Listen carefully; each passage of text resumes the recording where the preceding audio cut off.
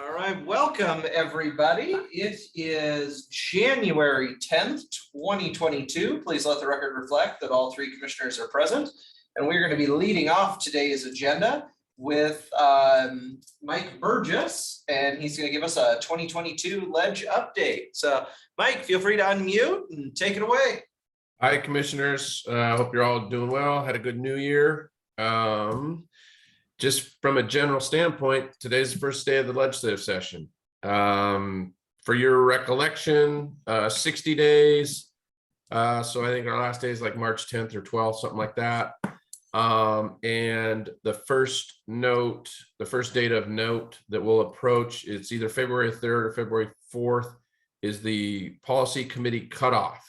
And you'll remember that's part of the funneling process, that most of the legislation that we'll talk about today will have to have passed from committee to continue on to the next step. Pretty fast and furious, because after that March 4th date, they'll go onto the floor till close to that February 4th date. They'll go on the Senate and House floors for a week or so, 10 days.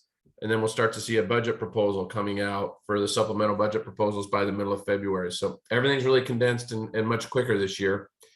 Usually the volume's a little lower, but based on bill introductions, I don't know, I feel like it's kind of status quo. One other thing, I think I'll just jump into the legislation, I guess, at this point. One other thing, and maybe it'll come back to me. First bill up that I want to talk about is 5621. That is the water sewer tax issue. You'll see there, I've got a note that it's got a hearing on the 12th at 10:30. This is a Senator Padden bill. I have talked to Senator Padden. He had specifically asked me if we can have someone from the county testify on that, preferably one of the commissioners. I'm hoping that one of you would be able to make that time slot work. And if we can, and I think, is Mark on McLean? Yeah. So, and then Mark and I have talked a bit about this bill over the last month almost. The city of Spokane Valley made the language available to us. And I believe that the bill language that was introduced is what we thought it would be. And Mark has, can we bring the bill language up on the sharing screen? If you want to scroll down as you read that bill in the first section there and you zoom in, there's some comments, there's a line there about mitigation and going to the county. Let's see, Mark, help me out here and jump in if you can, because I know you had some kind of concerns about that language. So yeah, it's basically the second line after the first. So we of course, county-owned sewage facilities and water facilities revenues must not be subject to any tax or excise imposed by any city or town. We hope that would be the end of the bill. But that next language, the next sentence, gives some measurement for the cities to impose some sort of mitigation on counties. So we have some reservations there because there's no real backstop to that. We're not really sure what that would ultimately look like and what they're trying to get to. There are other avenues for them to address mitigation, of course, through construction, and we're subject to that. So we think that this takes it further than we hope for. It is a nice first step for the counties, though. I had told Senator Padden that we might have a concern with the bill or might want to suggest some language, but I was very vague about it. We had not talked about this, commissioners, to make sure you're aware of that. As far as next steps go in dealing with that, if we wanted to suggest some new language, we could do that. I think we need to talk to the folks with the city of Spokane Valley about that. Their lobbyists contacted me yesterday. We talked for a bit about this.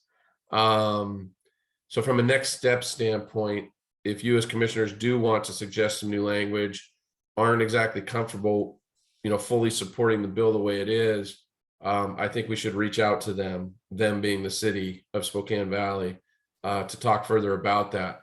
But principally, I don't think it changes the issue in terms of what we're trying to drive at and whether or not you'd support the bill. So I guess I'm looking for a little guidance from you all. First of all, about someone to testify, and then secondly, as commissioners, do we want to pursue new language to this?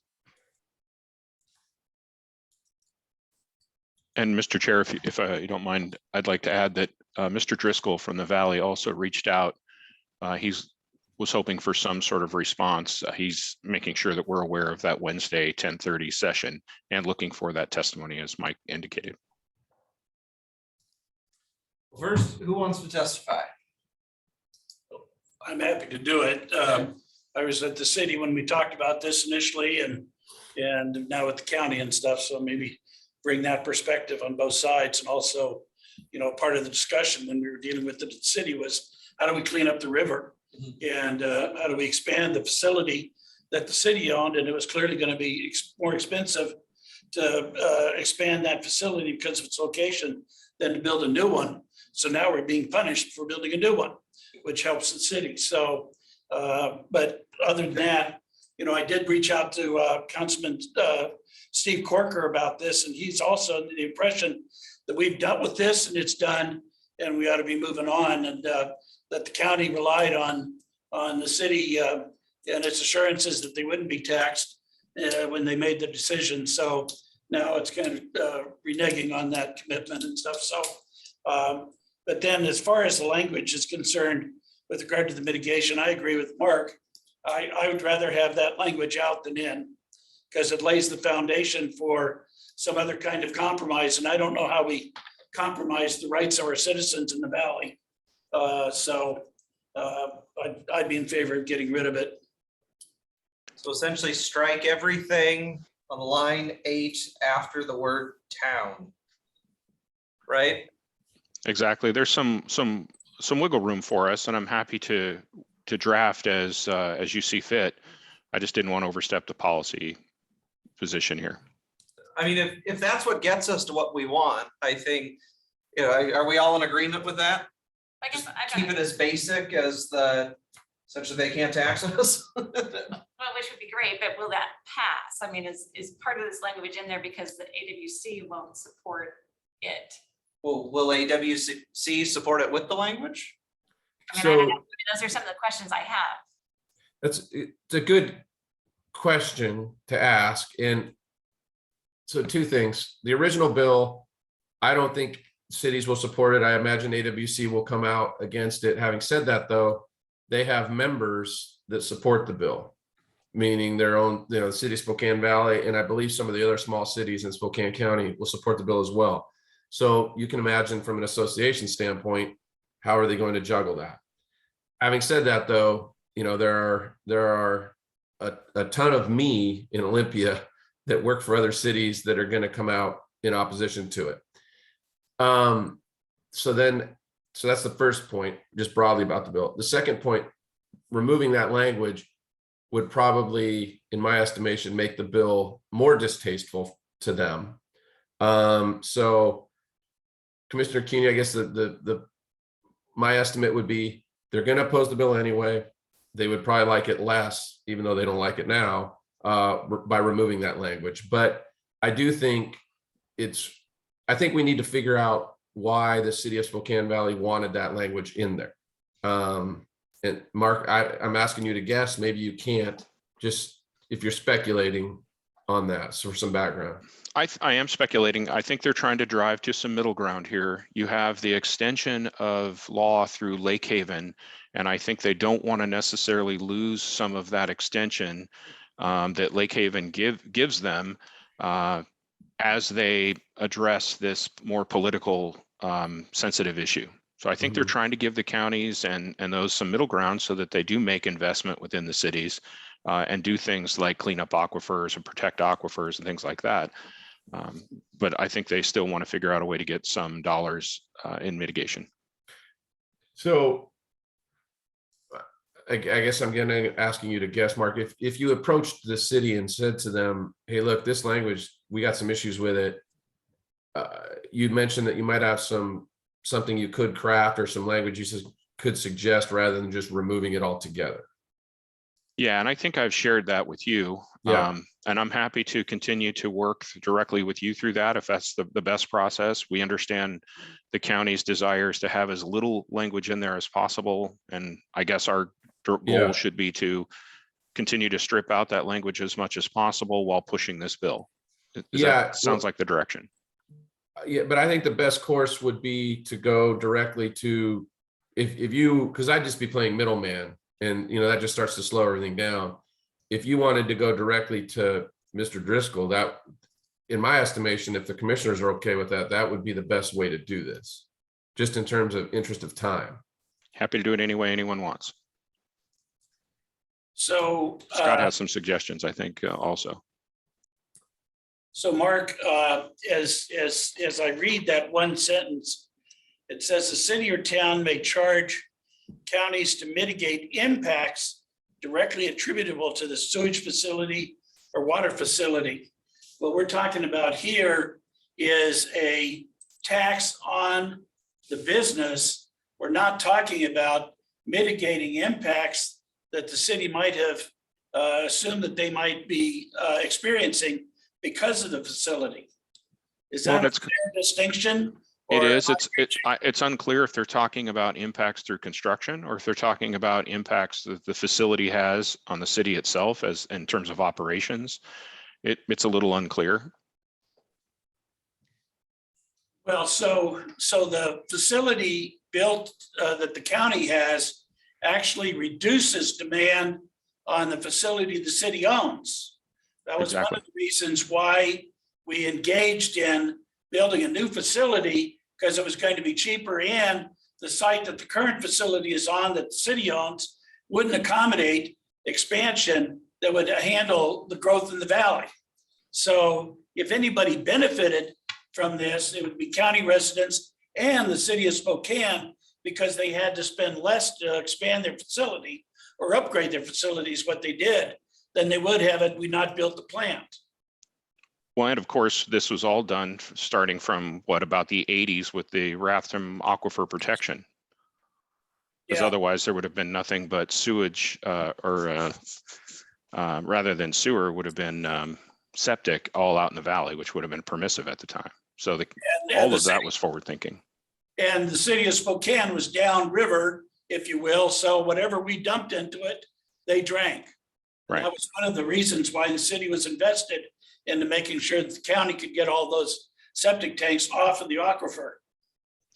And I think maybe with your historic knowledge, you might be the right person to bring those points forward to the legislature. And I'm happy to work with you on some other talking points related to the law itself. But whatever you'd like me to do. Because what I'm hearing is we actually reduced the mitigation, the impact. Yeah. When we built this. Other cities or other, counties across the state may not have, I don't know what their systems are. So I mean, that's why I kind of feel like if we take that language out, the cities are not going to go for it at all because of potentially what's happened in other counties. So, and with the lawsuit with Lakewood, I don't know, that's my only fear is that then we're not going to get anything done versus trying to get this taken care of here. I think Mike does see this as an uphill battle generally. I mean, those have been our discussions. So know that going in. Yeah, I mean, Patton wouldn't have put that in there unless he thought he had to make the bill somewhat viable, I would think.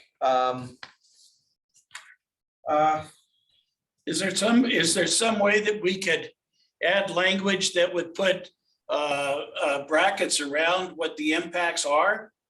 Because what they're trying to do now is just gain additional revenue.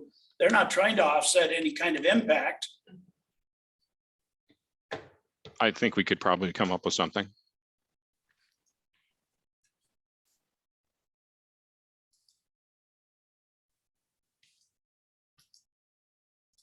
Scott? Couple things. The language in this bill, I believe, Mike, you can correct me if I'm wrong, is basically a copy and a paste from an existing RCW that handles solid waste. So right now, there's already an exemption in the in statute that exempts county-owned solid waste facilities that are located inside of cities from this type of a B&O tax. The language about mitigation already is in there, so it's essentially the same thing. So I think that's where this came from. It's probably not starting it from fresh. It's just taking language that was already in there. Maybe that was an easier path forward. My instinct would be that a city would have a difficult time demonstrating the impacts that would need to be mitigated against. And it has in here reasonably necessary to mitigate the impacts. It would be a stretch to highlight what those things are. So that's my sense, is it was a copy and a paste from another statute, and that was a easy path forward. Jeff McMorris has already had a contact with Senator Patton, because there's a couple just really minor changes that we'd want to propose on the language here. We'd want to include stormwater in there, and then sewage. The more common term is wastewater in today. So there were two minor changes, I think, that Jeff's reached out to Senator Patton directly to recommend in here. But he did not, I don't think, Jeff, he had recommended taking out any of the language on the mitigation side. So it's a risk, but it might provide a easier path forward for this getting through.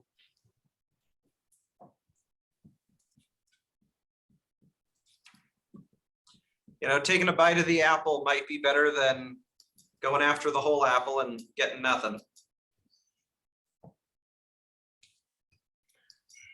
Okay, then, so from a next step standpoint, I'll talk to Jeff about the conversation he must have had with Patton about some language that, Scott, it almost sounds like you were characterized that as almost cleanup language, okay. And then is Mark still going to reach out to Mr. Driscoll and try to maybe, so right now, it sounds like you feel like the bill goes, this is really wide. Is there a way to narrow it down a little bit then too? Is that kind of, because the reason I'm asking is I need to reach out to Senator Patton at some point and close the loop on what we're doing, talk to my colleague with the city of Spokane Valley, just to make sure everybody's on the same page. Mike, it almost sounded like Scott's suggestion and the path to probably getting this done is to leave it wide. And we circle back to Kerry Driscoll and let him know that Commissioner French will speak and give some historic perspective and explain why, maybe even talk about the investment the county's made in this since 1980. I mean, we put in a whole sewer facility to address this. Those are the kinds of things that might be helpful. So the changes we are suggesting will just be like Scott's, they're just almost clean up as much as anything else. But other than that, we're leaving the bill as is. I think that's where we're at today. Okay. That gives me what I need to. And then Jeff, you're listening. You and I should chat just to figure out how far you got with Patton. So let's do that pretty quickly. And then I'll let my colleague that's working for the city of Spokane Valley know that what's going on. Sorry, Jeff, to put you on the spot. And in a week from now, if we're lucky and this is something that is going to get exected out of committee, or looks like there is traction, I mean, I don't know, I would touch base with Senator Patton and see if, what he thinks, if there was a committee amendment or to change it and get what we want. But I mean, again, he's not going to know that, at least until he talks to some other colleagues. And, certainly I would think once he has the hearing to see what the opposition or support is. So I think stay the course at this point today, just not knowing exactly what the political landscape, but having a pretty good idea of what it is. So. Okay. I can move on to the next items, unless Jeff, did you have something to offer, or do you want to talk to me privately? Okay, we'll talk later today. The next three are just kind of more heads ups that are coming. I've sent language from the first two, from 5665 and then the 5731, 1799 companion organics. I've sent those to your county staff and we're gonna have to work on them, but I just, again, a heads up that these are coming. That salmon habitat bill is a governor request legislation that deals with riparian areas. And the reason I wanted to flag it for you is there was a salmon bill last year that dealt with Growth Management Act that we didn't work on because in talking to your staff, it was not impactful to the county.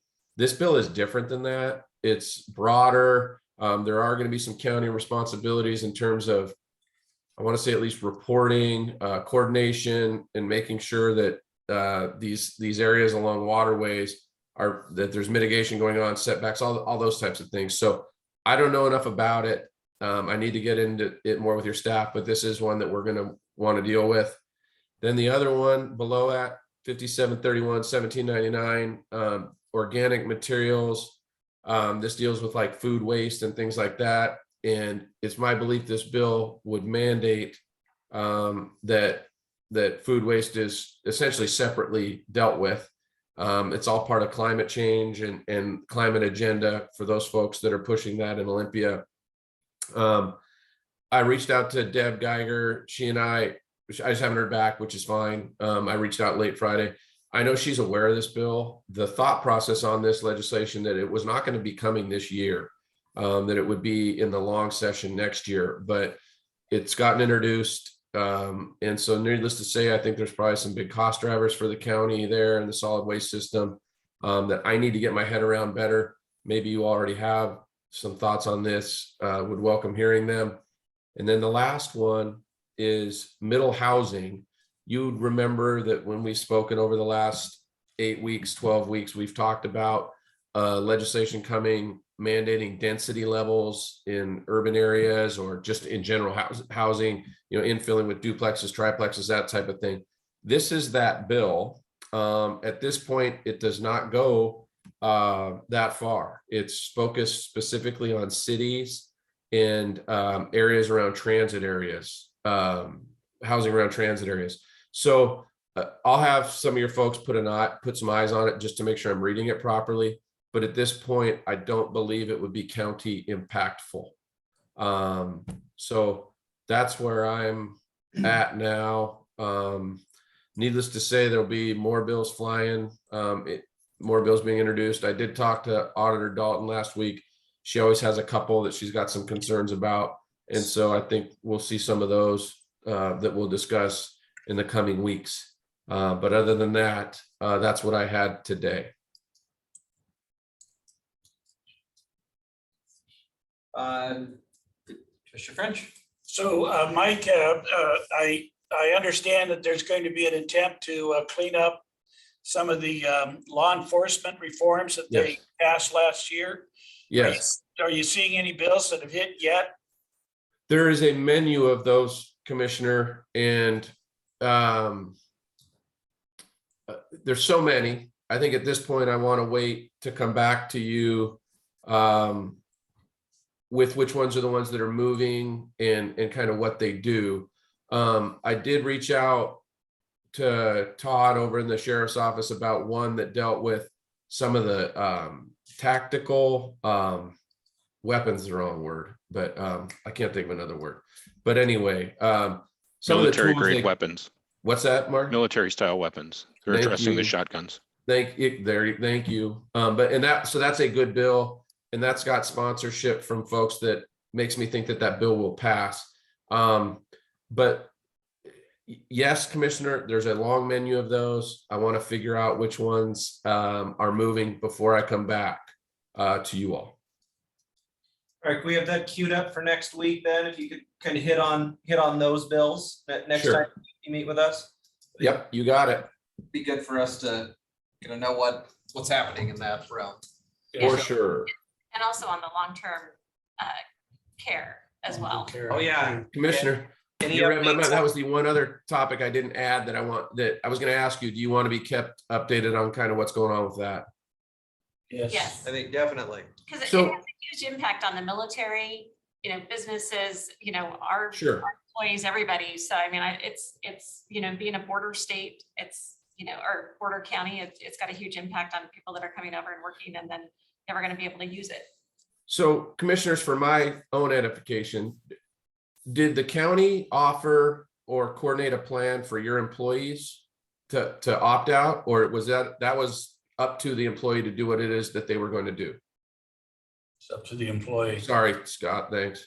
Yep, that's correct, Mike. It was handled by, each of the employees were responsible for coordinating that. And did you make them aware, just because I might get asked? Oh, about yeah. it? Yeah, Okay. lots of communication from our HR department throughout this. Okay, so yes, there is a bill that was introduced, and I'll add it to the list that we'll talk about.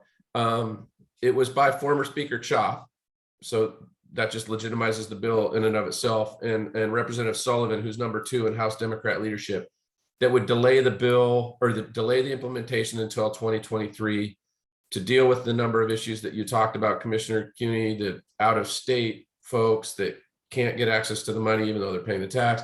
Some of that's being litigated now. There was an initiative drive you may have seen, but that did not garner the signatures.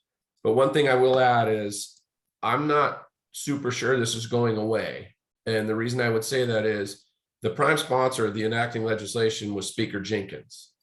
And so, of course, now she's become the speaker. She was not the speaker at the time when that bill was originally passed. So just know that there is a lot of support for it, probably most specifically in the House. So anyway, just throwing that out there. But I'm good now. Thank you. Well, it was not only the bill, but it was also the way it was being administered with the insurance commissioner, who was constantly changing parameters, eliminating carriers, doing a whole lot of things that just made it challenging to get the insurance unless you were diligent or, had no other life. Well, Commissioner, as somebody that knew this bill was coming, yet decided to wait until right towards the end, my menu of options were very low to choose from. So I hear you completely. Okay.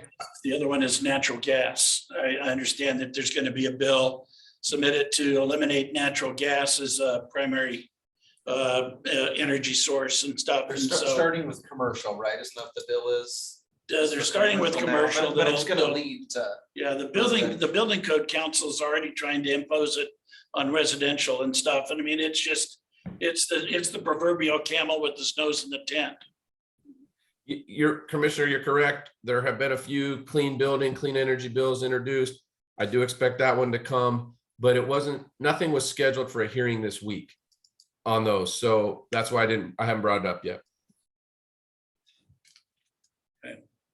Okay. all right. Thank you all. I'll see you next week. Thank you, Oh, and Mike. then, Commissioner French, I do need to get in contact with your staff about getting you signed up to testify remotely. So, Yes, Steve's on the call and stuff, so he oh, can good. coordinate with you and get some time, and I'll probably spend time with you and Mark and Steve and Scott to try and develop a short, abbreviated, but very factual Yeah. presentation. Steve, if you're listening, if you could email me, I'll get you the link and we'll get that all squared away. Thank you, guys. Have a nice day. Good to see you, Mike. All right, next up on our agenda, we are joined by Julie Homekamp and Chelsea Dunham. They're going to talk to us about SNAP's rental assistance, or the rental assistance program that they helped us out with. So feel free to unmute and take it away. Great. Good morning, Mr. Chairman, Commissioners Cooney and French. I am Julie Homekamp, and the CEO of SNAP, and I am joined this morning by Chelsea Dunham, who is helping us oversee the rental assistance program. So we have a brief slide deck, and I don't know if that can be shared. Oh, thank you. Just want to walk you through a little bit kind of the current landscape of what's happening in rental assistance. Next slide, please. So as you may have recalled, we originally began with some utility money, which is not listed on this slide, but then quickly went to a program known as ERAP, so the Emergency Rental Assistance Program. And that started in November of 2020 and went through May of 2021. We did roughly $8 million, and this was a rent-only program. We then shifted to another set of acronyms, just the pure emergency rental assistance or ERA program, and then the TRAP program or the Treasury Rental Assistance Program. So that's 3 different flavors of rental assistance we've been working under. Through November of 2021, in both the ERA and TRAP program, we've done roughly $15 million in assistance to county residents during that time.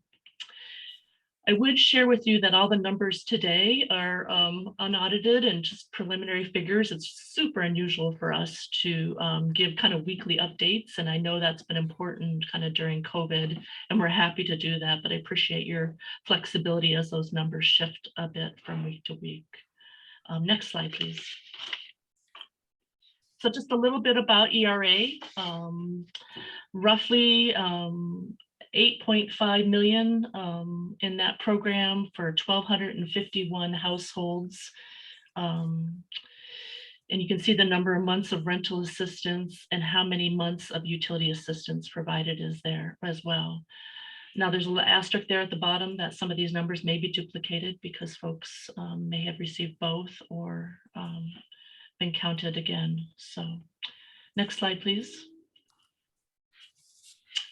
As you would anticipate, during COVID, we are seeing a lot of folks at or below 30% of area median income, about 60% of those that we've served under ERA 1 in that category, and 379 in that mid category, and then 130 between 50 and 80% of AMI. Next slide, please. A little bit about demographics under ERA, predominantly female. We are serving folks in the Black and African American community, as well as Alaska Native American Indian. And Chelsea's with us. If you have questions a little bit about kind of our by and for outreach efforts, she can handle and address those as well. Next slide, please. We're just going to move through kind of ERA and TRAP demographics, and then I can talk a little bit about the challenges as well. Under ERA 1, you can see the breakdown of Latinx and non-Latinx. Next slide, please. And then zip codes. It's always important to us to make sure we're reaching some of these communities that fall within the county that are probably not as traditionally served. So Airway Heights, Cheney, Medical Lake, quite a few out in Spokane Valley, a large number in Millwood, Veradale. You can see that zip code breakdown of how we're being able to distribute those funds. And then shifting gears a little to the next slide, please, TRAP, so the Treasury Rental Assistance Program, have spent roughly 7.6 million through November, 1,200 households, totaling 4,700 months of rental assistance. So a lot of people being stabilized as a result of these dollars. Roughly 3,200 or 3,300 in utility assistance. Next slide, please. And again, a very similar breakout in TRAP 1 as we saw on the previous set of funding. A large share of folks, 60% or so at that 30% of AMI and lower. Julie? Next slide, please. Oh, Julie, sure. before you move on, the previous slide, the Treasury Rental Assistance Program, there at the bottom, you have 63,000 in other housing cost assistance. What would that include? Chelsea, you want to weigh in on that?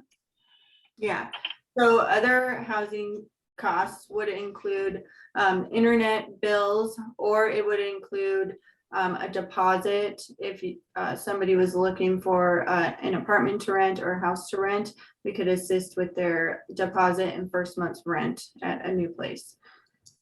And any other fees, like if they got charged for, say they lost a key or a door was broken and they were being charged for that on their rental ledger, we could cover that under other housing costs. Thank you. And I just wanted to ask, so what are you guys using for the AMI amount? So go ahead, Chelsea. The AMI amount on our it's a 80% or under, and And HUD provides those numbers for us for Spokane County, and we can look those up, Commissioner, as we speak here, if that would be helpful. Yeah, thank you. It'd just be nice to know what you guys are using. Chelsea, if you could just drop that 80% of AMI and below in chat, that would be great. yeah. Thanks. Okay, next slide, please. And next slide. Demographics for TRAP 1, predominantly female again. You can see the ethnicity breakdown there on the right-hand side. Next slide as well, please. Non-Latinx and Latinx, roughly following our community's demographic makeup. And next slide. Zip codes. For TRAP also, the top 5 or 6 look fairly similar to what we saw under ERAP. Again, Airway Heights, Cheney, Millwood, several zip codes in the valley, Veradale, 99224, also getting a share. And then maybe on to just briefly some of the strengths and challenges that we've been facing.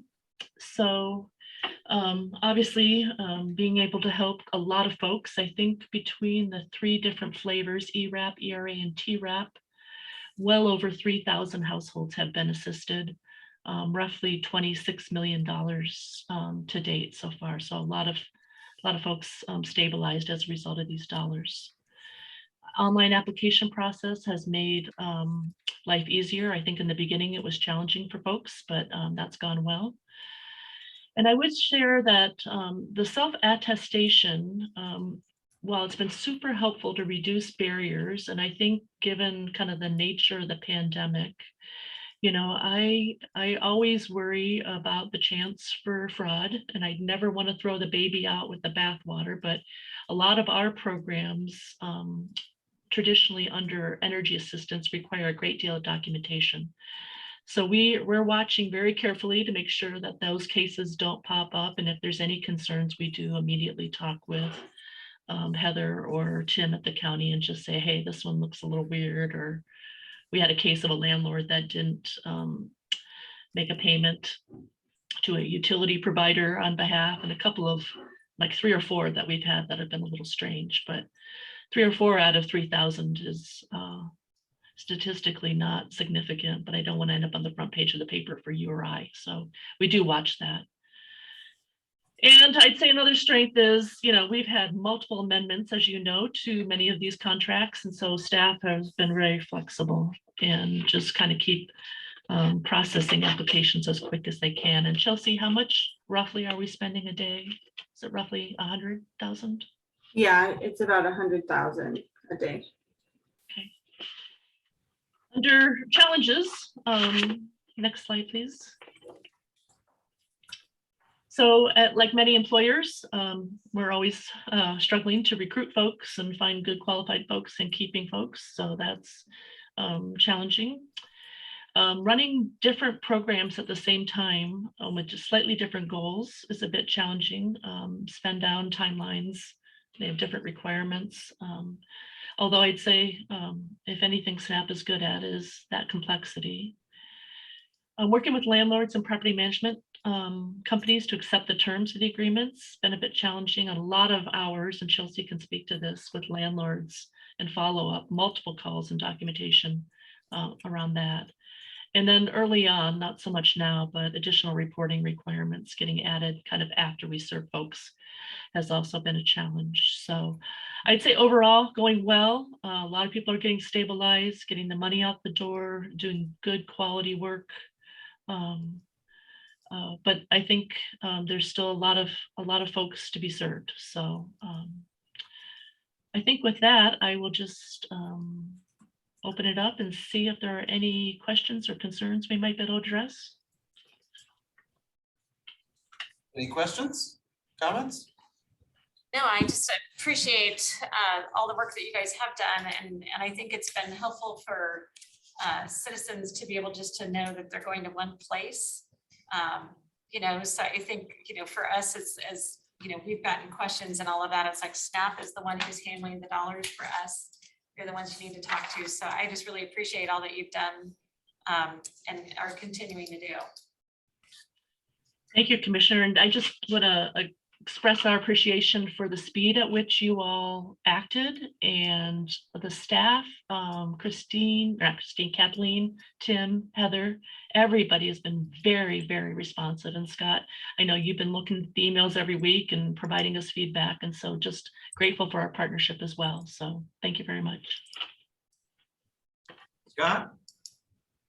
I just wanted to also give my gratitude to SNAP. They've done a really great job.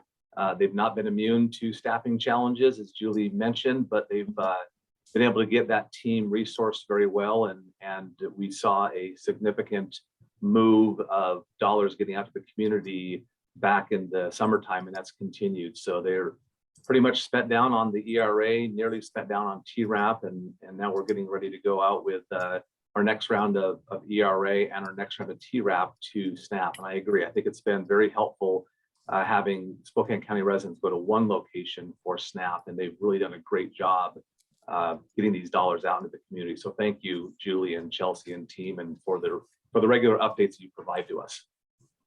Thank you. Have a great day. Thank you. You too. Thank you. Bye.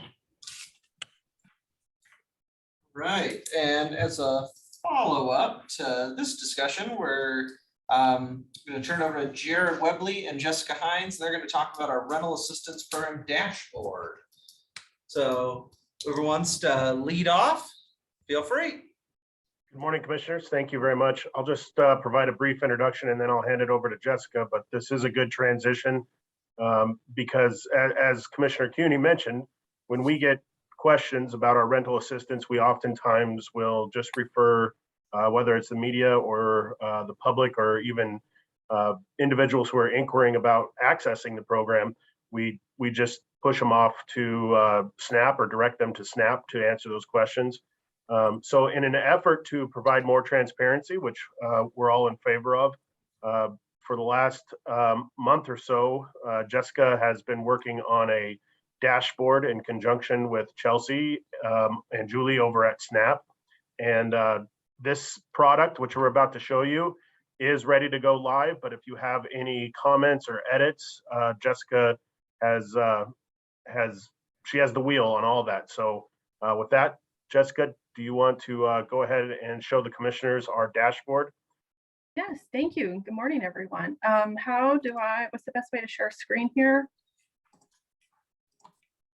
See, screen 2, perfect, and share.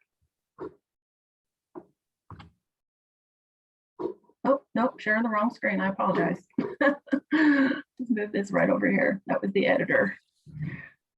We're using a great program called Infogram to showcase all the great work that SNAP and everyone has done and put this into kind of an easy to digest infographic. And so someone lands on the page, there is a little bit of animation here, but the goal is to really show a complete picture. We're not seeing it yet. Yeah. You're not, I apologize. We're seeing your desktop. Yep. I apologize, okay. Thank you. There we go. Dun, dun, dun. It's the fun of having multiple screens. Here we are. So the goal, like I said, was to have a complete program overview that was, when Scott came to us with the idea, I should give him a little credit with this, if you really want to emphasize and help the public understand whether it was the media or just an interested party. So this is the breakdown of expenditures by program. We did ERA, ERAP, and TRAP. This is broken down by total grant, available and direct assistance. And then these little yellow bars you see in the middle here are the admin and operations cost. And so someone just quickly looking at this can see, the small amount of what went to each kind of category. And this is all very interactive. You can hover over everything and see the exact dollar amounts. On some of them, you can see the exact percentage call outs. So this next area right here, 3 simple figures: direct funds spent and committed, remaining available, and total program award to date. Working with SNAP really closely these past few weeks, to make sure that these numbers are down to the dollar, that we're being as transparent as possible. And so that's what you see here. And then a simple graphic over here with the percentage call outs. And then another area we wanted to highlight was what was spent on rent and utilities. And then we kind of, as Chelsea highlighted before, there's a small bucket of other expenses like internet and maybe other assistance. So we just kind of combined that in with the utilities. It wasn't too much to kind of put it in its own thing. But you can see here that primarily everything went to rent. And that's where the public has needed the most help. And so the numbers here are all matching. We've got 3% and 97%. The next one here is to highlight the AMI, and this is broken down by each program, because we can't really combine those numbers since some households may have needed or received assistance under each bucket. So it was important to be able to click through and see how it changes from one area to the other, because then if we added it all together, it really wouldn't be an accurate representation. And then we also include a little brief, what is AMI? What does that tell someone looking at this page? And it's to really aim to be in that 30%. And as you can see here in each category, 30% is absolutely the majority. And it gives exact numbers for each one. Of how many households fell into that when you do hover over it. So we can see just a short handful of people in that top category. Anybody is in need of assistance during these hard times right now. But we did definitely hit that target AMI, 30% of making sure that our public was assisted there. And then down here is it showcase the by location.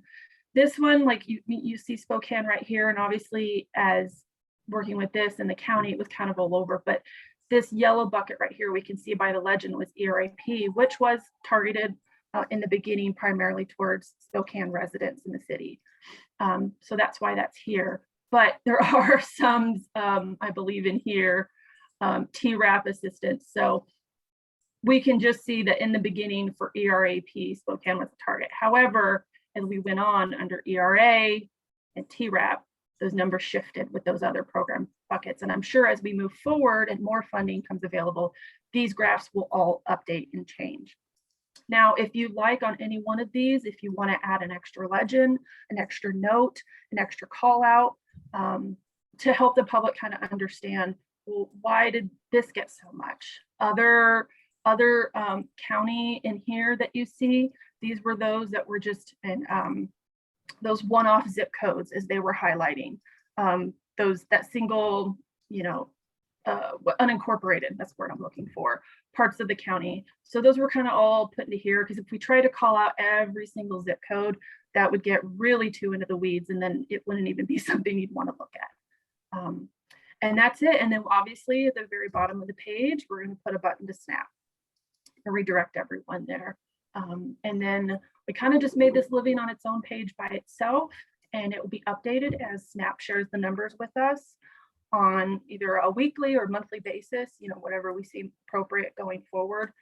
And then this can always be updated if we want to add an additional graphic. If we want to, hey, can we highlight how they're doing this? That can always be added, especially if we start getting questions about it. But hopefully the intent is to get rid of all those questions, that someone can come here and see exactly how this program has unfolded in the past 2 years. Anything else anyone like to add, Jared or Scott or anybody? If not, then I'm open to any questions. Honestly, it looks great. It's very user friendly. I think the layout is easy to follow. I think it's great. Yeah, I think it's gonna be awesome for the public and the press to see. Yeah. Yeah. Push it out. Push it out. Make sure people see it. I mean, I think that's been one of the things that's been unfortunately overlooked, is how much money actually has gone to rental assistance. I think a lot of that, you see a lot of coverage about the need, but you don't really see a whole lot of media coverage about how many people have actually been helped. So, Commissioners, I'll weigh in on that. If you do approve us moving forward with the product that you just saw, Jessica will make that product live on our website. We'll have a link front and center on the homepage. With your permission, I'll do a news release and we'll do social media awareness about it as well. And coordination with the media to do a story about that, to make sure the public does know about this resource. Okay. I've stopped sharing screen, correct? I just want to make sure I'm not doing that unintentionally. Okay, good. If I could, commissioners, I just wanted to give a shout out to both Jared and Jessica on this. I appreciate the comments you've made. I think this is a really great dashboard for the community to be able to use. It does highlight all of the programs that the county has received dollars for under rental assistance, even back to the ERAP, which was countywide eligible. Then once the TRAP and ERA was provided directly to the city of Spokane, they were handling those things themselves. And then all county residents outside of the city were really eligible for those other two programs. So it will be a living document that will continue to update as SNAP continues to move through these next tranches of dollars that are available. But I think it's a great tool and great job by both Jared and Jessica to put this together. So are we comfortable with them making it live and getting it out there? Yep. You got 3 head nods. Go get out there and let people know the amazing work SNAP has done for us, getting those dollars out there. Thank you. Okay. All right. Next on our agenda is an update from Tammy Jones. Is We don't have anyone Tammy on. with it? Not yet. We're waiting on Tammy to join us. Unless Jessica wants to put on behalf of building and planning. Yeah. Jessica Pilgrim. So She might be. Jessica, are you joining Tammy in her presentation? I'm actually not aware of what Tammy's briefing on. Okay. I hear Scott. Scott just logged on. Oh. Okay, we've got people joining us. 1 second here.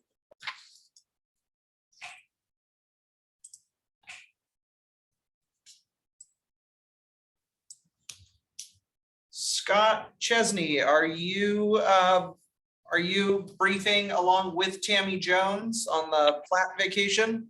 I am not. I am supporting her if she needs to, and also kind of standing by for the upcoming briefing with Jess. All right, we're waiting on Tammy because she has not joined us yet.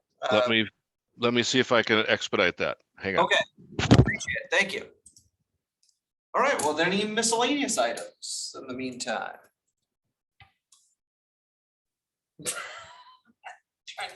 So everyone's supposed to come with their miscellaneous item.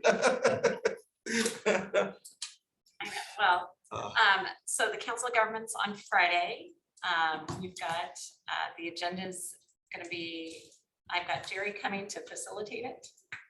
So that way we can have the community conversation. We'll have the mayor speak. Lisa Brown's coming to speak on what is going to be coming through commerce. I've got a few slides that I'm going to do at the front to talk about kind of that CARES versus ARP and what ARP can be used for now that we've got the final guidance. So we're set there.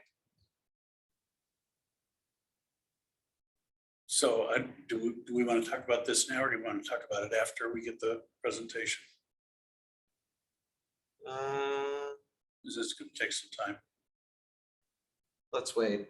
I have a few questions about it. And if Tammy joins us in 15 seconds, I don't want to build everything up.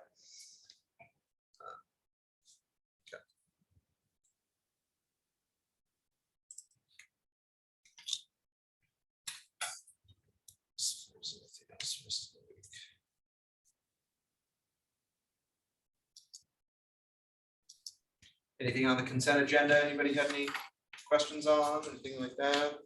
I had one question. Okay. So on 5K, we're doing the salary adjustments for the oars. I'm assuming that the commissioners were supposed to get a increase on January 1. I'm assuming that happened. Scott, Gary. Commissioner, I'll double check. I believe so. I think this resolution was reflecting the fact that the Citizen Salary Review Commission did provide a salary adjustment to the commissioners effective January 1.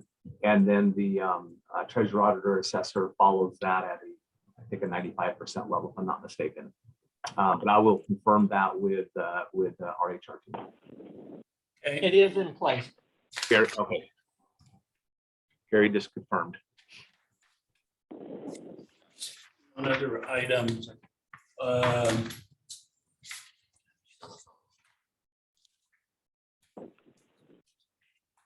item 5H. We're to contract to Can-Am Technologies for teller document workflow implementation. What exactly is that? Project E12673. What was the number again? 5H. Okay, there it is.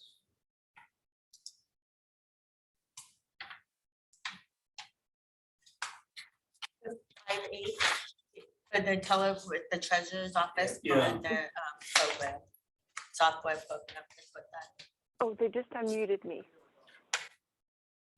We've got Tammy, is that you with the phone number? Yes, I'm here. Sorry, I had some mix-up this morning. Good morning. The item that I had requested to be placed on the agenda is the vacation of an old final plat. And this is Southridge Forest 4th Edition, which is located southwest of and adjacent to the Moran Prairie Elementary School property at 65th and Regal. And what is happening is Spokane School District is the owner of the plat or of the property, and they are going to be building a new middle school in that area. And I don't know if any of you are familiar with the South Hill Dog Park. This is where this is located. And in order to do that, they need to vacate the old underlying plat in order to vacate the roadways and remove all of those lot lines so there aren't any issues for placement of buildings. So the RCWs for vacations, and this is RCW 5817-212, does require that the legislative authority give notice as provided in section 5817-080 and shall conduct a public hearing on the application for a vacation. And then they may approve or deny the application of the vacation of the subdivision. So I have worked on one of these before, and to my knowledge, this is only the second vacation request we have had. So it's something that's not very common, but there was a final plat of Elk Ridge Heights, I believe in the last 3 or 4 years, where the board actually conducted a public hearing and then we went through that vacation process. So this is why the item is on your agenda. So it's for you to receive it and then consider the scheduling of a public hearing. So do you have any questions? Commissioner French? So is this a vacation that is done under deed and there's compensation due to the county for the vacation? I don't believe so. I don't think there's anything, any kind of compensation that goes along with it.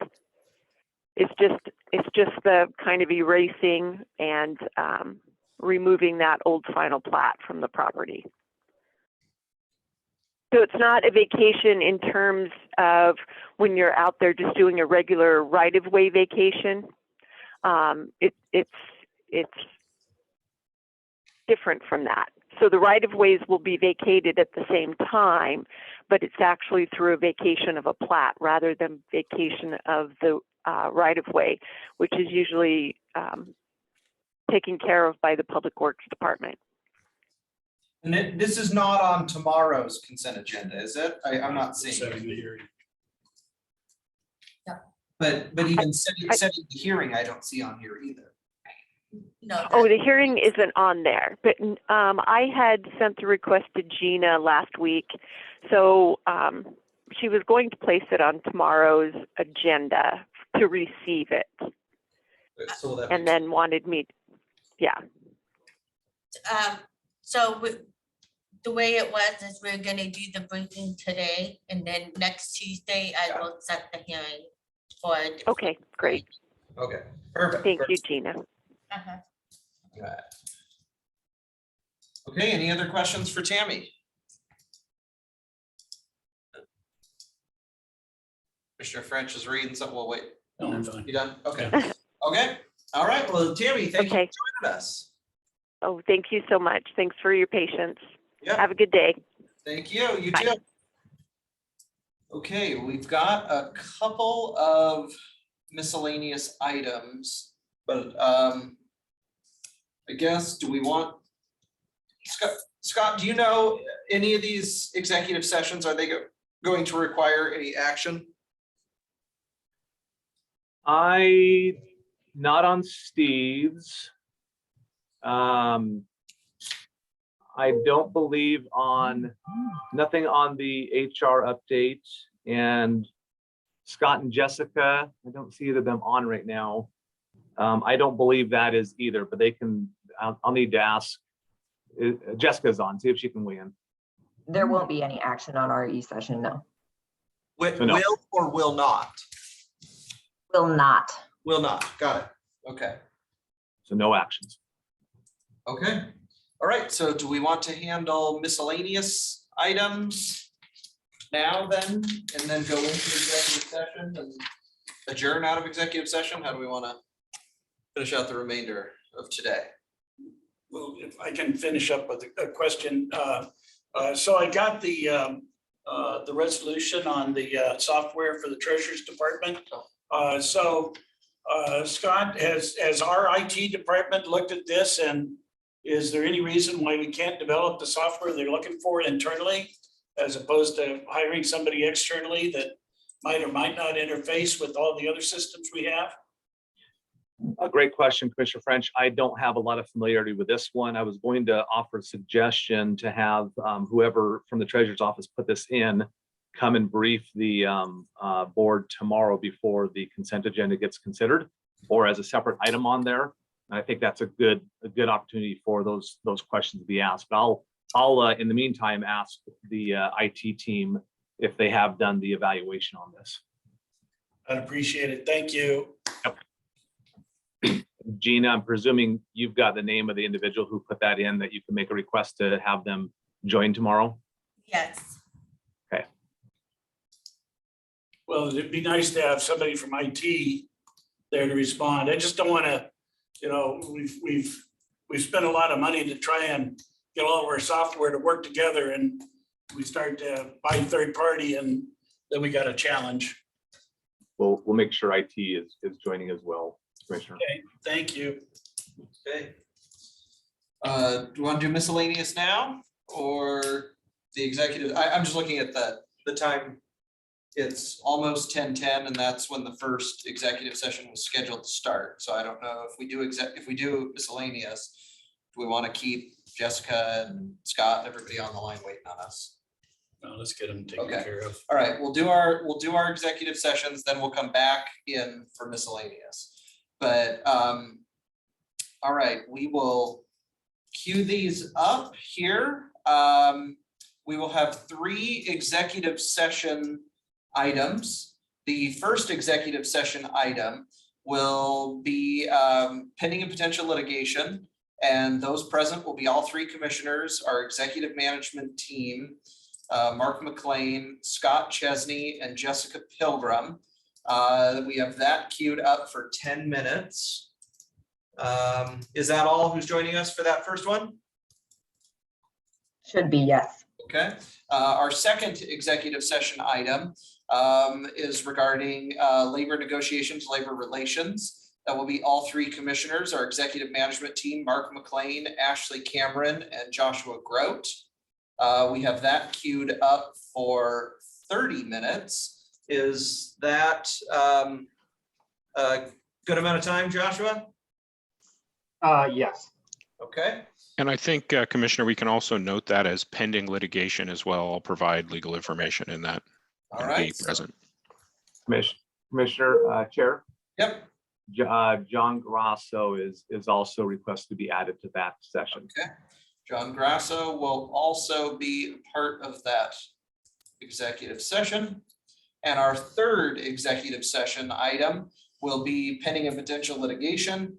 It will be all three commissioners, our executive management team, Mark McLean and Steve Bartell. We have that queued up for 15 minutes. Anyone else joining us in that executive session? Ashley will, I think you got it covered on the executive management team. Okay, and possibly Ashley Cameron, our executive management team. Okay, so that is a total of 30, 40, 55 minutes for executive session. It is 10:10. So we will be in executive session for 55 minutes with no decisions to be made while in executive session, and we will return to open session in 55 minutes. See everybody in executive session.